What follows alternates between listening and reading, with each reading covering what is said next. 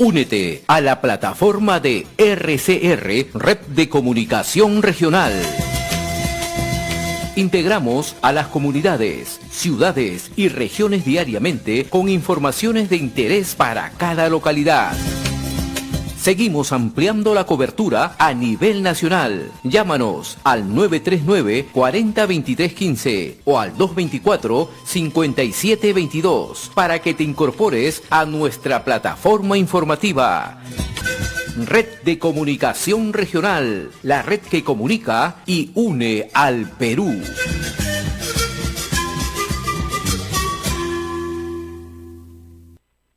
RCR, la red que comunica y une al Perú.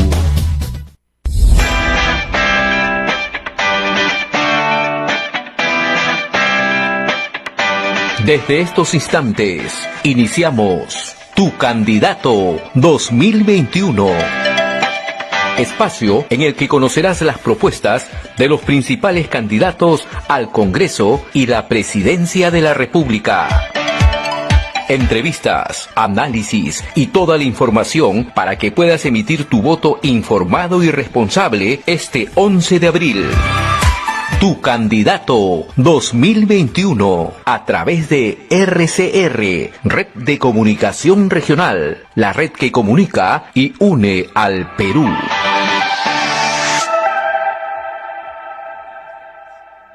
Hola, ¿cómo están? Muy buenos días, gracias por estar con nosotros nuevamente en Tu Candidato 2021, que ahora, como ustedes saben, tiene una agenda por la segunda vuelta, que va a tocar diversos temas de políticas públicas, temas de cómo está el país, y también, evidentemente, vamos a invitar y a conversar con los que ya participan de esta segunda vuelta, con los finalistas y con los que van a estar, digamos, protagonizando estas semanas que se nos vienen, que son muy complicadas. Y como siempre tenemos a Gustavo Nakamura en la conducción del programa y a George Denner también, para hacer los comentarios introductorios. ¿Cómo ya esta es la segunda semana que se cierra de la segunda vuelta, George y Gustavo? ¿Cómo ven el panorama a 2 semanas con 2 encuestas ya en la mochila? Yo creo que la primera vuelta fue muy difícil para elegir votar por un candidato, pero ahora estamos en una situación que es muy fácil, porque cada día sabemos más de los programas que tienen. Y entonces, para mí, los peruanos tienen una oportunidad de elegir entre libertad y socialismo. Muy fácil. Esas son las dos cosas. O en otras palabras, tienen la oportunidad de elegir progreso o pobreza. Es muy fácil. ¿Por qué libertad o socialismo? Si leemos y escuchamos que dijo el candidato Pedro Castillo, quiere prohibir algunas series en televisión porque no le gustan, son contracultural, quiere nacionalizar muchas empresas, quiere disolver el Congreso para restituir con una constituyente para cambiar la Constitución. Entonces, para mí, estos programas me recuerdan a los tiempos oscuros de China durante Mao. Es una revolución cultural, un programa de reeducación de toda la sociedad. Y podemos ver los resultados que tenía esta revolución. Más pobreza, mucho más violación de derechos humanos, más desigualdad de antes y menos libertades. Este fue el resultado de la revolución cultural de Mao. Este podemos ver. Y por eso, para mí, es la opción que tienen los peruanos, votar a otro lado a libertad. No digo que todo es perfecto. La candidata que representa, que es Keiko Fujimori, también tiene sus debilidades. No es una santa, no, absolutamente no, pero es para mí absolutamente el menos mal. Es en un rato.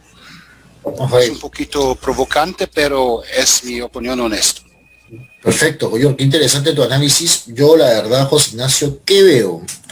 Primera semana, todo el mundo esperaba los votos ¿no? ¿Quién pasaba segunda vuelta? ¿No? El segundo contrincante, ¿no? Porque Pedro Castillo ya era casi seguro y él ni corto ni perezoso comenzó a hacer campaña. Ojo con esto. Él ha arrancado la carrera un poco antes que la siguiente candidata. En el caso de Keiko, bueno, esperaban los votos, ya se dieron oficialmente ante la OMPE y empezó una campaña en Lima, porque hasta hace poquito recién ha podido salir a hacer campaña en provincias por su restricción con el tema de la investigación que tiene y que el juez Unida tenía que darle el permiso. Bueno, ya se dio y ahora ambos están en igual de condiciones. Esto es importante, ya. En este momento están en igual de condiciones para hacer campaña e ir a las regiones. Sí veo que la campaña, como se está viendo actualmente, es una campaña netamente ideológica y netamente sobre el modelo económico, ¿no? Esos son los temas programáticos. Y el siguiente tema que vamos a tocar ahora nosotros, ¿no? Como el tema del manejo de la pandemia, ¿no? Los otros temas van a pasar a un segundo nivel o tercer nivel. Creo que esos son los temas de campaña. Sobre eso se va a jugar en la campaña. También es cierto que lo que está pasando ahora es que el señor Pedro Castillo está diciendo que él es el que va a gobernar y que desconoce el plan de gobierno de Perú Libre. Entonces yo digo, o sea, este señor, pero acuérdense cuál es la técnica siempre del comunismo, ¿no? O sea, está creando confusión, está desmintiendo para que después vuelvan sobre la dialéctica de siempre. Entonces, eso también lo conocemos. Yo creo que hasta su forma de cómo está manejando la campaña, en el caso de él, es claramente su línea de pensamiento, lo ve reflejado hasta en su estrategia política. No quiere decir que comunicacionalmente, si mi análisis está siendo muy astuto, ¿no? Eso de que se puso a llorar, que su hija, ¿no? Me pareció bien astuto, bien sentimental. Están llevando videos interesantes del Perú profundo y todo ello. Eso no es gratis, ¿eh? Eso viene con mochila. Y mochila bien pesada. Entonces, nuestros amigos que nos escuchan ahora en las regiones, ahí en la región Cajamarca, que nos están escuchando, ¿no? Que Pedro Castillo es un profesor y hay que respetarlo como profesor, y hay que respetarlo como ser humano. Pero ojo, tengan mucho cuidado quién está detrás de este señor. Ese es el tema. O sea, no es contra Pedro Castillo porque es cajamarquino, o porque es limeñito, o porque es japonesito. No, acá no es de eso, no se trata de eso. Se trata de el señor qué ideas representa y quiénes está detrás de él. Esto es importante que la población lo entienda, ¿eh? Esta población que está ahí en Cajamarca y donde nos escuchan, porque tenemos una amplia cobertura en la ciudad de Cajamarca, es importante que entiendan, queridos amigos. Yo creo que ese es el análisis que hay que hacer también. ¿Quiénes están detrás de los candidatos y cuáles son sus agendas programáticas para que nos saquen de esta pandemia que estamos en este momento, ¿no? De acuerdo, mi comentario iría en la línea de dos cosas, ¿no? Rescatando lo que ustedes dicen y complementándolo. Efectivamente, para todos los que nos escuchan el primero es, Keiko tiene que proponer un cambio radical. Yo creo que ella ahorita está planteando todavía con mucha suavidad, con mucha delicadeza, su segunda vuelta, y creo que la gente quiere un cambio radical. Si ella no empieza, que yo creo que lo ha hecho antes, y más bien ahora se ha moderado más, ¿no? Entonces, una candidata como Keiko, en este momento, tiene que convencer al pueblo de que ella también puede hacer ese cambio radical y que está más preparada que Perú Libre o Pedro Castillo o Vladimir Cerrón para hacer ese cambio.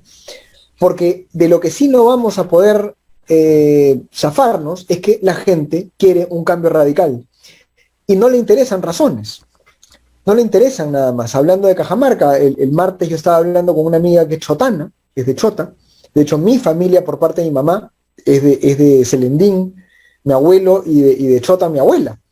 Entonces, mi familia es de Cajamarca, por parte de mi mamá. Y me decía esta amiga chotana que para la gente que está muy mal hoy día económicamente por la pandemia, ¿no? Todas las cosas que son libertad de expresión, control de precios, educación privada, estatización de empresas públicas, no les interesa, porque esos temas a ellos nunca les han interesado. Ellos se preocupan por su vida. El Estado no les ha dado nada. Lo único que les interesa es su vida. Fíjense, su vida.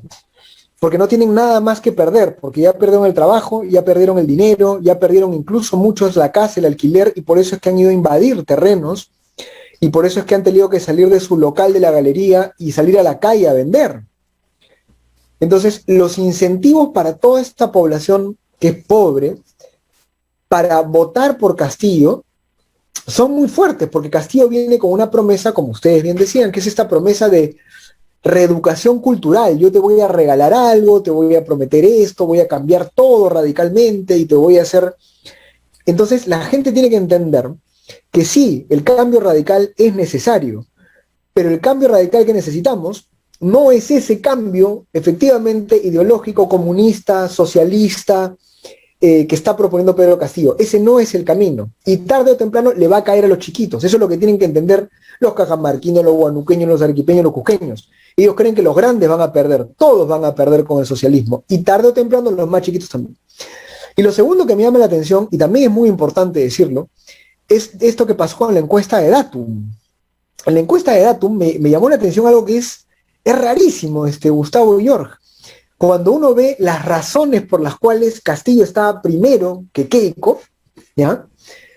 La gente piensa, aunque no lo ha revisado, aunque no lo ha leído, piensa que Castillo tiene un mejor plan de gobierno. Cuando el plan de gobierno de Perú Libre, queridos amigos que nos escuchan, fue hecho en febrero del 2020, cuando no había pandemia, y no lo han adaptado. No lo han adaptado a la pandemia. O sea, a Perú Libre no le interesa la pandemia, no le interesó la pandemia, no adaptó su plan de gobierno a la pandemia. Ese es un mensaje muy fuerte, porque tienen que entender que el plan de gobierno, la parte técnica que está detrás, es muy importante, ¿no? Entonces, a mí me llamó mucho la atención eso, ¿no? Que tú ves la encuesta de Datum y salía de comparativo, ¿no? Te decían, mejorará la educación pública, Castillo 53%, cuando en verdad nada ha dicho Castillo que sea concreto, técnico sobre eso. Disminuirá la corrupción, Vladimir Cerrón es un sentenciado por corrupto. Impulsará los emprendimientos, fíjense, 40% Keiko, Castillo 31% Keiko, cuando Castillo más bien tiene un discurso anti-emprendimiento, anti-empresa, ¿no? Generará más empleo, 38%, Castillo 31 Keiko, cuando no tiene un plan de trabajo, no ha actualizado las cifras de trabajo, es bien complicado. Miren esto, mejorará el sistema de salud. La gente cree que 37% creen que Castillo lo hará, 26% que Keiko, cuando el plan de gobierno de Castillo no incluye la pandemia. Pero José Ignacio, estos son promesas vacíos, nada más. Nosotros, los peruanos no son estúpidos, pueden ver cómo vive la gente en Venezuela, Bolivia. Si no saben, preguntan a los venezolanos que van a nuestro país, que van acá. ¿Por qué se salieron de su país? Ese es muy fácil. Este partido, el nombre del partido, es una contradicción en su misma. Perú Libre. Si él ganó, no somos Perú Libre. No somos Perú, somos Venezuela, rápido. Ese es el problema.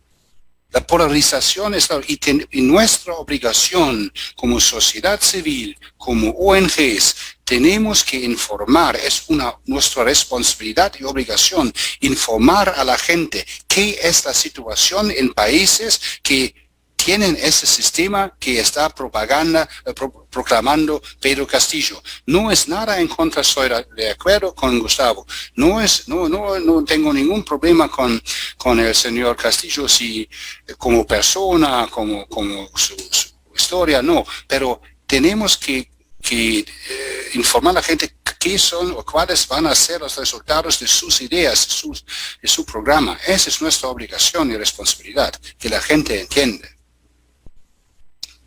Sí, mira, y otra cosa importante que acabas de decir también, José Ignacio y yo quiero recordar una cosa. Un primer punto. Lo que estás diciendo en las encuestas es lo que está reflejando en el fondo, es que la gente no lee los planes de gobierno. Ya lo sabíamos, lo hemos descubierto nuevamente. Y está claro, o no leen o tenemos una baja comprensión lectora, ¿no? Para poder entender y diferenciar los planes de gobierno en general que hubo. Pero bueno, Vamos a darle el beneficio a todo ello. Todo esto toca un tema bien importante. Pedro Castillo es un profesor rural. Es un profesor rural que está vinculado a una área del SUTEP, ¿sí? Del SUTEP, del CONARE SUTEP. Y esto hay que recordarlo. O sea, él es un maestro rural y por eso hay que saludarlo, porque ha trabajado por la educación del país en zonas rurales. O sea, nadie discute en eso. Yo conozco Michiquillay, Hualgayoc, todas estas zonas. Yo he trabajado, he tenido el gusto de trabajar ahí y obviamente hay que reconocerle eso.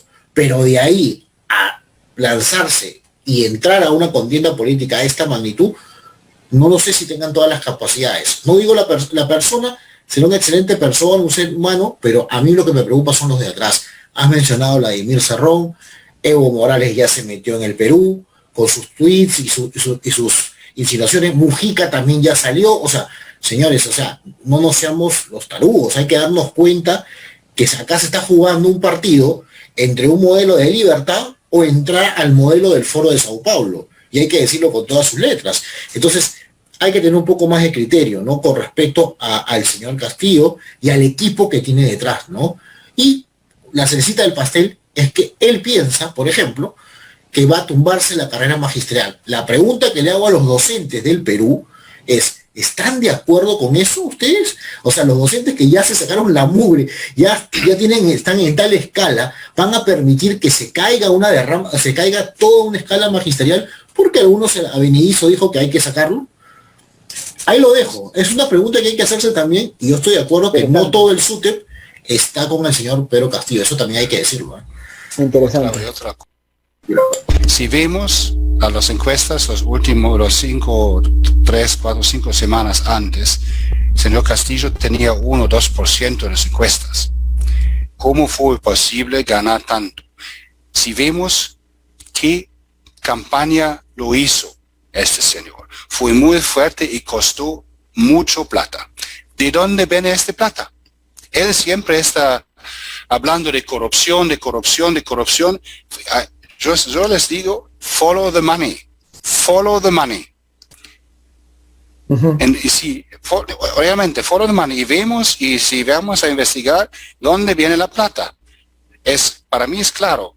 Venezuela, Maduro y otros países, y sí, exactamente, y ellos no tienen plata, tampoco, entonces no son ricos, viene de China, viene de Rusia, o si son ricos, si no tiene que hablar de pobreza, si tiene tanta riqueza. Esa es un poquito una contradicción. Si vemos en todos estos países socialistas, los personas que están en el gobierno son riquísimos.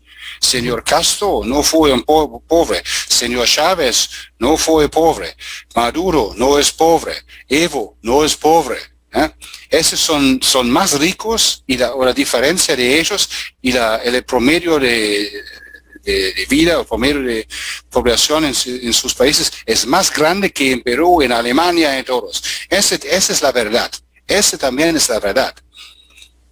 Así es, hay que ser más astuto, hay que ser más crítico, ¿no? En general, creo que eso es importante, hay que ser críticos con las posturas que va a tomar Keiko, con las promesas que va a hacer Keiko con su campaña, y hay que ser crítico con las posturas y con las propuestas y con las ideas y con la forma de trabajar de Pedro Castillo. Muchas gracias por esta introducción a ambos. Vamos a hacer una pausa en este momento y luego regresamos con nuestro invitado, que es un invitado muy importante que nos va a hablar de algo que es vital, que justamente tiene que ver con la vida de los peruanos, con su vida, querido oyente, con la gestión de la pandemia, la salud, y qué es lo que va a pasar con el COVID, que nos sigue atacando de una manera pero feroz. Vamos a una pausa y regresamos. Ya retornamos con tu candidato 2021.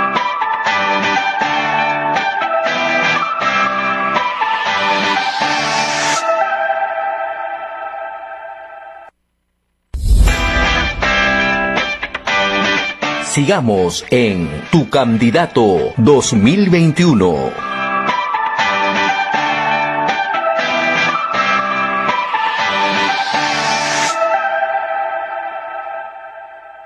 Muchas gracias, regresamos de la pausa aquí en este programa Tu Candidato 2021, que conduce Gustavo Nakamura y José Ignacio Beteta, un servidor. Y hoy día estamos con tenemos un invitado muy especial, que es el doctor Omar Neira, doctor en salud pública, pero que además ha estado muy, muy pendiente de cómo se ha gestionado, cómo se ha manejado la pandemia en el Perú, queridos oyentes, porque definitivamente, como ustedes saben, esta COVID, la COVID, como se quiere decir, no nos suelta y seguimos. Entonces vamos a hablar con él un poco de cómo están los números, de cómo está la gestión del gobierno actual, qué se tiene que hacer, y también le vamos a preguntar un poquito a ver cuáles son las propuestas de los candidatos que han quedado en segunda vuelta. Omar, ¿cómo estás? José Ignacio, Gustavo, encantado, gracias por la invitación. Gracias a ti. Primero lo primero, ¿no? La gente quiere saber un poquito en qué momento estamos, si estamos en un momento difícil, si está un poquito bajando, si estamos en el pico. ¿Cómo está el Perú, cómo está el país en términos de contagios, de muertes? Tanto las cifras oficiales, reales, y también la vida real a la que suelo tener acceso por estar yendo a hospitales, estar en contacto con la gente, te expresan que estamos en el peor momento de lo que va en la crisis, ¿sí? Esta es una segunda ola de contagios y fallecidos, y estamos en el pico de esta ola de fallecidos. Cuando se dice que en el Perú están falleciendo realmente 2 peruanos cada 2 minutos, no es una frase cliché, no es metáfora, es realidad. Hoy me pasó en una entrevista en Canal 5 en la mañana, había una chica de Ica que decía que había fallecido 13 personas de su familia, y durante la entrevista en vivo, una señora decía, me acaban de decir que mi esposo acaba de fallecer. A eso te expresa lo duro que está viviendo este país. Realmente es un desastre sanitario. Bien, doctor, pero hablando, es interesante y es duro, muy duro, lo que acaba de decir, porque todos lo hemos visto, ¿no? Todos hemos tenido o a un amigo, familiar o tío, y algunos han llegado a tener hasta sus propios padres o madre o hermanos que han fallecido por esto, ¿no? Hay gente que se está muriendo por falta de oxígeno, en fin. Viendo un poco el panorama, ¿cuáles son los principales errores que voy a subrayar la palabra hemos, ¿ya? Porque a veces dicen, claro, es fácil hablar de la pantalla, ustedes no son gobierno, nos pueden decir varias cosas a lo mejor, o porque ustedes son centros de pensamiento y no ejecutan nada. Pero vamos por el lado hemos, porque creo que es una responsabilidad de todos los peruanos en esta historia. ¿Qué errores hemos cometido, ¿no?, para poder llegar a este punto? ¿Cuáles son los principales errores que hemos cometido? Como sociedad, no comprendimos la gravedad de este problema sanitario, y 3 cosas que pudimos hacer bien como sociedad hasta el día de hoy no comprendemos, ¿sí? No, para mí es inconcebible, y en la calle veo y digo, ¿qué hago? Cuando todavía veo personas de todo estrato cultural, social, o sea, no es a nivel de un estrato específico, a todo estrato, que no usen la mascarilla adecuada y en forma adecuada. Eso no es posible. Entonces, sobre todo un estrato con cierto grado de poder adquisitivo, que no es mucho que tenga una mascarilla, tú ves que están andando sin mascarilla, y cuando le pides que se ponga, pues ya sabes a dónde te mandan, porque te dicen, es mi libertad. No hemos entendido que eso es fundamental. No hemos entendido que las medidas de bioseguridad en casa son realmente importantes, el lavado de manos básicamente, y luego el tema de distanciamiento como concepto filosófico llevado a la práctica, que quiere decir que con José Ignacio y yo podría haberme juntado un par de veces, como tal vez lo planificamos en esta crisis, en alguna reunión. Eso no es posible, y eso se llama distanciamiento. O sea, no podemos juntarnos en ambientes cerrados. Si necesitamos, te vas a un parque donde hay mucha ventilación, con mascarillas a 2 metros de distancia. Y ese concepto tampoco como sociedad lo entendimos en las fiestas, en las marchas, en todo lo que hemos visto, hemos venido diciendo. Y entonces como sociedad fallamos en esta parte. ¿Qué pasó como Estado? El Estado y el gobierno en general hicieron las cosas al revés. Y eso es incomprensible porque tú tienes la evidencia científica y analizas. Y entonces, en salud pública tienes dos opciones para manejar una pandemia. No hablo de un tratamiento individual de enfermedades. O vas por el sistema hospitalario y dices, atiendo a los enfermos y los salvo, y el médico especialista en general está preparado para ello, pero para eso necesitas recurso humano, infraestructura y logística y gestión. Y haces lo que han hecho la mayoría de países del primer mundo inclusive, no ir por el sistema hospitalario, sino ir por la prevención, que no se contagie. Y ahí viene todo esto de las pruebas, el seguimiento, todo eso se llama prevención, atención primaria. Y optamos por, vamos a hacer camas UCI, vamos a comprar oxígeno, y que esto. Nunca pudimos hacer. O sea, además de apostar por esto, no fuimos capaces de implementar 2.000 camas UCI. O sea, 2.000. O sea, Colombia pasó de 5.000 a 12.000 en 6 meses. Sí, para no irnos con Alemania, que pasó de 28.000 a 50.000. A ello, un montón de políticas sanitarias erróneas, equívocas y contradictorias a la evidencia científica que nos llevaron a que durante mucho tiempo en el país se creía que era el mejor manejo de la pandemia a nivel sanitario, que no pasaba nada, que todo estaba bien, por lo tanto la sociedad entendió que estábamos bien. Y entonces toda esa confluencia, o sea, somos de los pocos países que cerró el sistema sanitario para otras enfermedades. Cerraron. Se supone que los profesionales de la salud estamos entrenados para manejar cualquier tipo de microorganismo, pero no, solo era COVID y nos olvidamos de otros microorganismos, nos olvidamos del cáncer, hipertensión, colesterol, enfermedades raras, salud mental, todo ese sufrimiento. Y estamos con 160.000 fallecidos reales hoy, por lo que yo llamo a esto sindemia. Ahora, ya pasando, digamos, al futuro cercano, Sagasti, el presidente Sagasti ha salido hace una semana y media, 2 semanas, con un mensaje que fue muy triste, penoso, ¿no? Diciendo, hemos fracasado. O sea, él ya dijo, hemos fracasado como Estado, ¿no? Con lo cual, además, lo que está diciendo es, yo he fracasado como gobierno también, porque es la verdad, digamos, hay que ser muy claros, ¿no? O sea, fracasa el Estado y fracasa quien lo gestiona. Él ya va a cumplir 6 meses en la gestión. Por lo tanto, ya tuvo ese margen de tiempo como para resolver los problemas que, como bien dices, Omar no ha resuelto. Ahora, en esto que viene, digamos, en los siguientes meses, ya no se puede cerrar la economía, las restricciones otra vez subieron un poco, pero no tanto, e igual la gente se tiene que ganar la vida día a día, así que no van a dejar de salir a las calles a trabajar. ¿Cuáles son los pendientes, ya que estamos en este desastre sanitario que mencionas? ¿Qué se debería hacer en todo caso, ya pensando en el siguiente gobierno, en verdad, que a partir de junio, julio ya agarra agarra el timón, digamos, del país, ¿no? Las variantes nos van a pegar fuerte acá. Eso quiere decir que vienen oleadas, y vienen oleadas y oleadas y oleadas. Y primero tenemos que intentar atenuar las oleadas. ¿Cómo hacemos eso? Con lo que se dice vigilancia epidemiológica. Necesitamos implementar un programa de vigilancia epidemiológica muy potente, no para evitar que aparezcan las olas, es para atenuar el impacto de estas como esta segunda.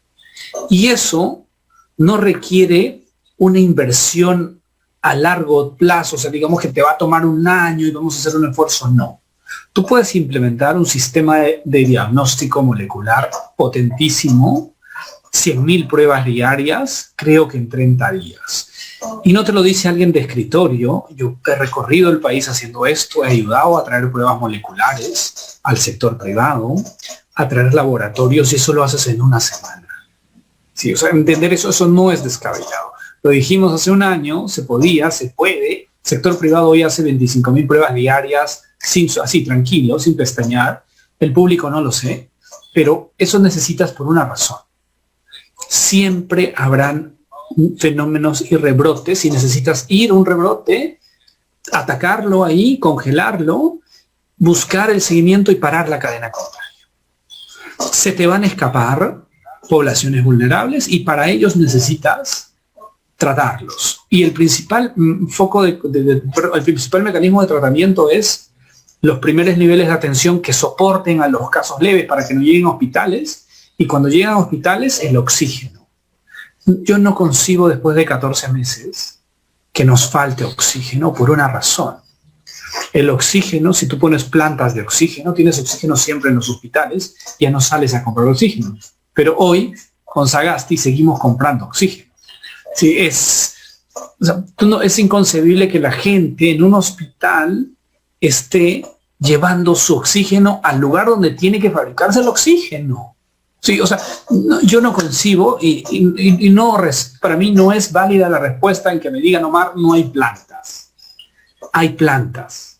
Yo tengo conocimiento de por lo menos una en los últimos 60 días que se le ha presentado a Sagasti, a Bermúdez, a Ugarte, y le dicen, señores, soy una compañía europea, tengo plantas como dispositivos médicos, no las fabricadas, ensambladas con la URI, no, plantas de verdad, para este problema de entrega inmediata. Casi a mitad de costo de lo que pagamos por la URI. Nada. Y eso se llama gestión. Una pregunta que sí viene a pie y acaba de decir el tema del oxígeno y todas estas situaciones que estamos viendo, pero ya de cara ahorita que entrará un nuevo gobierno y tenemos dos opciones, ¿no? El país nos ha puesto en dos opciones, nos guste una o la otra, pero tenemos dos opciones. Esa es la democracia. ¿Cómo ve el manejo? ¿Qué plantean ambos? ¿Ha podido llegar un poquito a analizar qué está planteando cada uno de ellos? ¿Tienen más o menos por dónde llevar? Porque sería preocupante que venga un gobierno que otra vez experimente, cuando la evidencia que usted está diciendo está evidencia científica, hay muchos expertos como usted ya han hablado del tema. ¿Cómo analiza esto en los dos planes de gobierno o las propuestas que están dando los candidatos sobre el manejo de la pandemia? Viendo el desarrollo de la primera vuelta y haciendo un análisis, no se priorizó en la primera vuelta el problema de la pandemia. Debe ser una deformación profesional, pero para mí el gran problema de este país, ahora y los próximos 3 años, es el sanitario. Y tenía que ser el foco de discusión de la primera vuelta y no lo fue. Para la segunda vuelta, Perú Libre ha presentado un plan, pero ellos dicen que lo terminaron en febrero del 2020, por lo tanto, no incluye temas específicos de la pandemia. Fuerza Popular basa mucho en vigilancia epidemiológica, ellos lo plantean bien, bajo este paradigma de hacer una vigilancia potente, identificar, aislar, y eso lo hacen bien, pero eso no lo es todo. Necesitamos estructurar adecuadamente en emergencia y eso se llama capacidad de gestión. Entonces, no veo tan claro en el caso de Perú Libre que tenga una propuesta concreta de gestión y nos diga, esta es la ruta que yo voy a seguir para bajar el nivel de contagio, para atenuar, para tratar y salir de esto. Dentro de esto se encuentran también las vacunas. El caso de Fuerza Popular lo pone mucho más explícito, tienen una idea, digamos, más acorde a este paradigma, ¿sí? Pero igual no termina de centrar el problema general sanitario y por lo tanto creo que entre los dos pareciera que si haces un análisis en frío, la capacidad de gestión de Fuerza Popular te diría, yo te traigo una batería de vacunas, yo te voy a hacer vigilancia epidemiológica y entre ambas esa parecería una fórmula que podría intentar sacarnos de esta crisis. Ahora hablemos un momento ahora de los planes de gobierno, entrando ya más en detalle. Tú has mencionado algo muy importante, el plan de gobierno de Perú Libre fue planteado antes de la pandemia, por lo tanto no tuvo, lo cual es un problema el plan de gobierno, porque debieron haberlo actualizado, debieron haber, digamos, adaptado las cosas a la realidad actual o lo que venía después, o lo que pasó luego.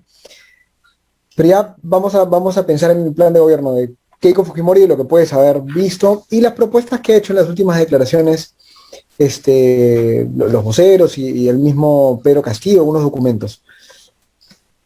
Sin tener que ser ni muy crítico ni tampoco muy parcializado con alguno, ¿cómo ves técnicamente, tú que eres un especialista en estos temas, los dos planes de gobierno comparándolos, pros y contras de ambos planes? A ver, sobre el plan en general, leí algo de ambos sobre lo que están comentando. Si haces un análisis, la propuesta de Perú Libre va a algo que se llama atención primaria. Como proceso declarativo y escrito, más o menos te dice vamos a hacer atención primaria. El programa de Fuerza Popular también te habla de que vamos a hacer atención primaria, pero la diferencia está que, los dos podrían ir a atención primaria, pero en Perú Libre no concretan y te dicen cómo logras. ¿Sí? ¿Cómo logras? Lo que dijo Pedro Castillo fue que traen las vacunas Sputnik. Y quedó ahí. En cambio, la propuesta que dijo Fujimori dice, traigo una batería de vacunas. Cuando hay escasez de vacunas, creo que la apuesta es atraer un grupo de marcas para que te soporten adecuadamente. Y la capacidad de gestión, de hacer vigilancia, va a ser fundamental, no por este año. Pienso por los próximos 5 años, la vigilancia epidemiológica en todos los países del mundo va a ser la actividad principal para controlar estas olas o estas oleadas que se presentarán a futuro. Y en ese concepto, creo que quien nos ofrezca mejor el cómo, ¿sí? Los dos te ofrecen y te dicen, atención primaria, el caso de Keiko es mucho más específico al tema de la pandemia, pero el que me diga, yo voy a gestionar y traer muchas vacunas, las voy a poner en el menor tiempo posible. ¿Cuántas? 250,000 diarias. ¿Cómo gestiono? Solo el Estado no lo puede hacer. ¿Sí? No lo puede hacer. En ningún país solo el Estado ha sido capaz de colocar una cantidad como 2.5 millones diarias, que es el ejemplo de Estados Unidos. Ahí se ha puesto la cooperación público-privada y entonces tienes en todo un país un esquema muy distribuido para que cuando pases por la esquina te digan tengo la vacuna. El caso de Israel. Tú tienes la Fuerza Armada, que en Israel pues todos los jóvenes hacen voluntariado y la gente con especialización hacia salud está en la entrada de las discotecas y José Ignacio está entrando a la discoteca y le dice, señor José Ignacio, ¿se puso la vacuna? No, ponga el brazo y ¡blum! Te ponen la vacuna. Y eso es una estructura muy grande de propuesta país, o sea, no Estado únicamente. Y creo que esa podría ser la fórmula de cooperación donde todos, como país, los involucrados en salud, podamos armar un esquema que nos permita salir. La vacuna hoy representa la esperanza de vida y la salida de esta crisis para una nueva normalidad, que es la de Gibraltar, que es la de Israel, que será prontamente la de Chile. Si funcionan bien la calidad de sus vacunas, posiblemente Estados Unidos en algunos estados más o menos funcionará, Reino Unido y algún país europeo que logre gestionar. Y esa va a ser la fórmula para salir de esto. Perfecto. Yo la última pregunta que quiero hacerle, doctor, porque mucho se ha hablado de que los niños no se contagian, en algunas zonas sí. El Estado, en el caso del Ministerio de Educación, ha pedido que en las zonas rurales vuelvan paulatinamente, donde no hay virus y todo ello. ¿Usted realmente aconseja que en este momento, en el pico que está la pandemia, regresemos a clases presenciales, así sea progresivo, en zonas alejadas, a pesar que sabemos que el maestro no vive en esa zona y se traslada de una zona a otra? ¿O es un poco optimista, por decirlo así, querer volver a una presencialidad? Como concepto teórico personal, soy de las personas que durante todo este tiempo creía que las escuelas tienen que abrir porque hay otro problema, que vamos a dañar generaciones de los pequeños, sobre todo los más pequeños. Pueden ir los chicos grandes de colegio también verse perjudicados, pero principalmente el ser humano necesita interrelacionarse. Y esto tú lo consigues en el colegio. Y eso no se da como concepto teórico. Para mí es fundamental que las escuelas deben abrir. El problema en este país es que el nivel de contagio no lo permite. ¿Cuándo debería abrirse? Cuando tengamos un sistema de vigilancia potente que te permita en ciertas zonas identificar y decir, yo tengo mapeada a esta población y la puedo controlar y controlo un brote. Y esto no es teórico, Gustavo. Hemos podido diseñar estrategias a nivel privado en poblaciones de 10.000 personas y tenemos estrategias desarrolladas a nivel nacional donde al sector privado hemos podido soportarlo, hacer burbujas laborales, identificar rápidamente, aislar y que continúe el sistema.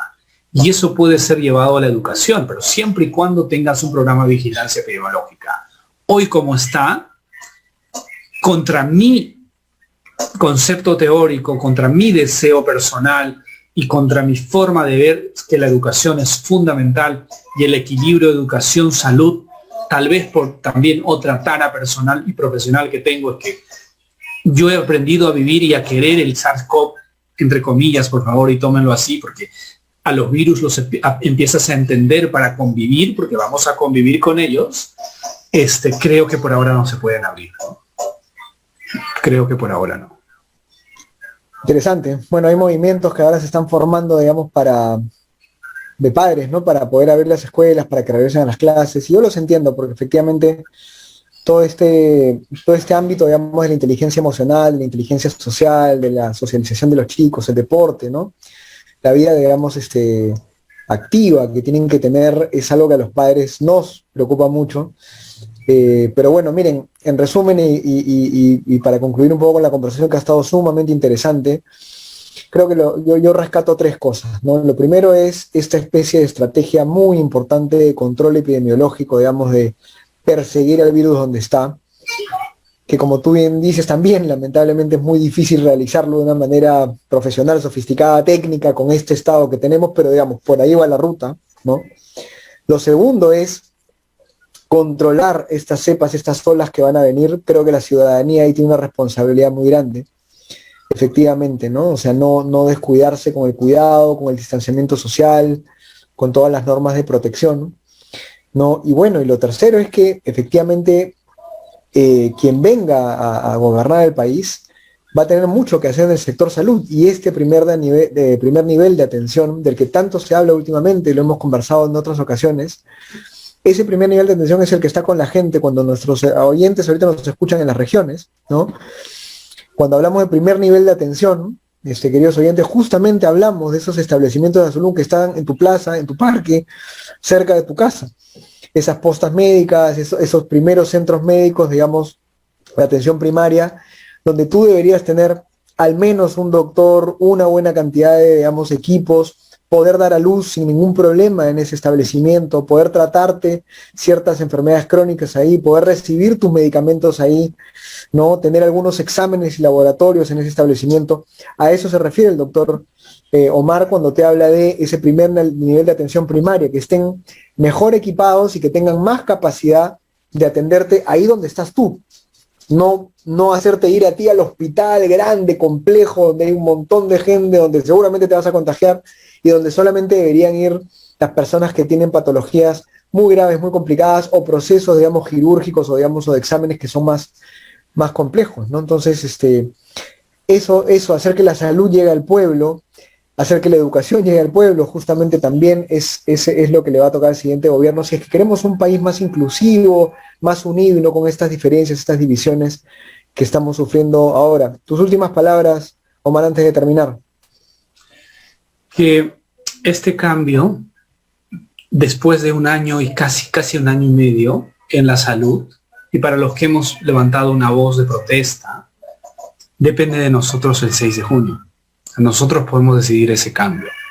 Finalmente, si para nosotros la salud es importante, analicemos quién nos ofrece devolver esa normalidad, quién nos ofrece traer vacunas, quién nos ofrece intentar manejar estas oleadas que van a ser frecuentes, pienso, pero además quiero equivocarme en los próximos 3 o 4 años.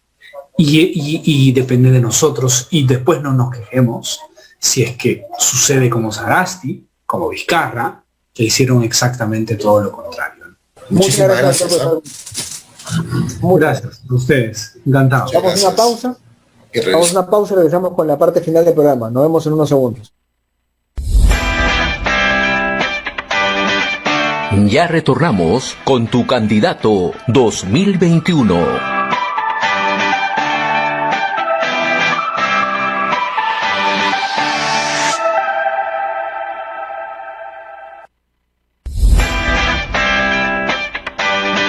Sigamos en Tu Candidato 2021.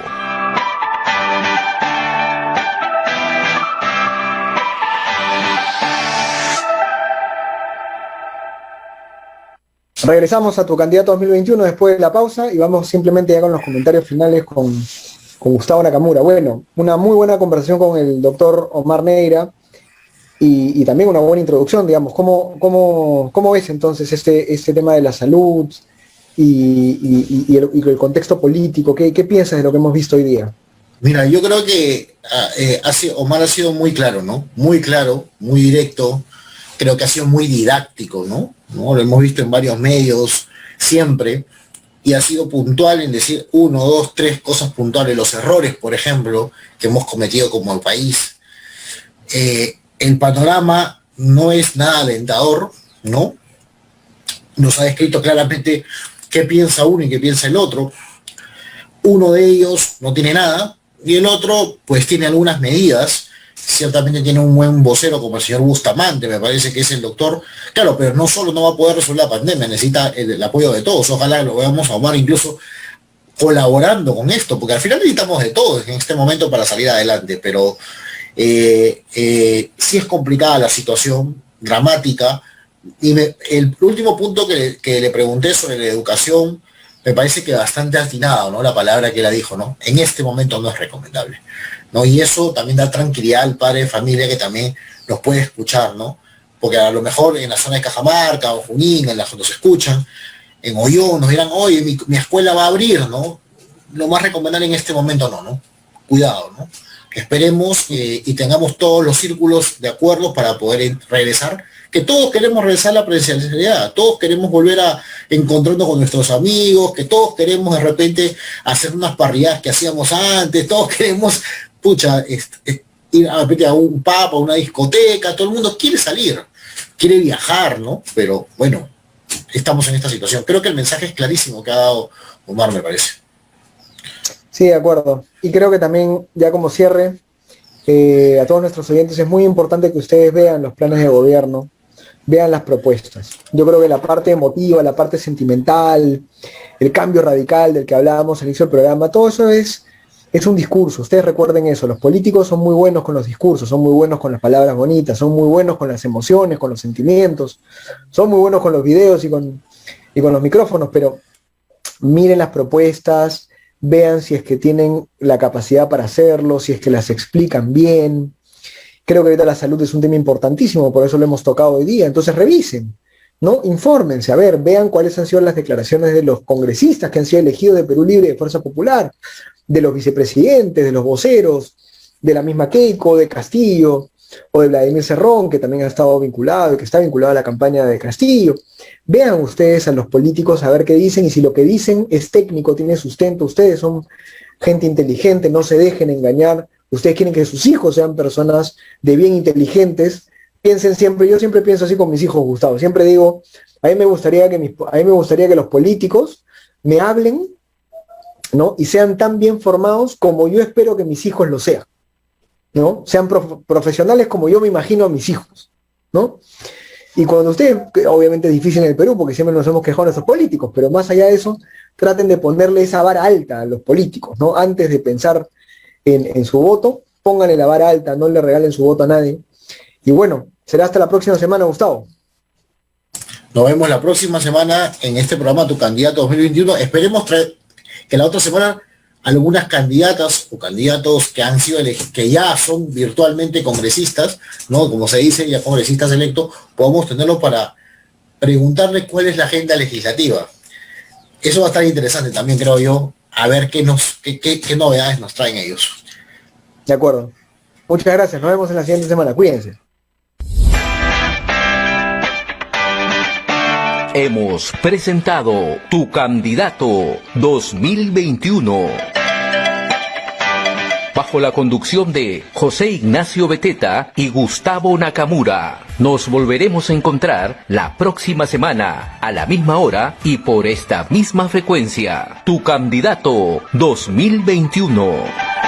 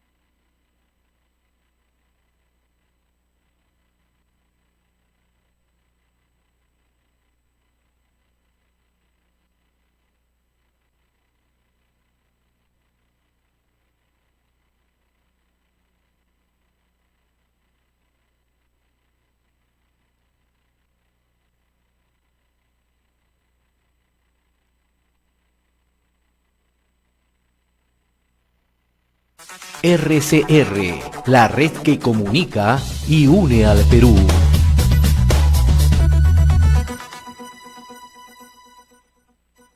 Porque las redes sociales juegan un rol importante para comunicarnos. RCR, Red de Comunicación Regional, pone a tu servicio su número de WhatsApp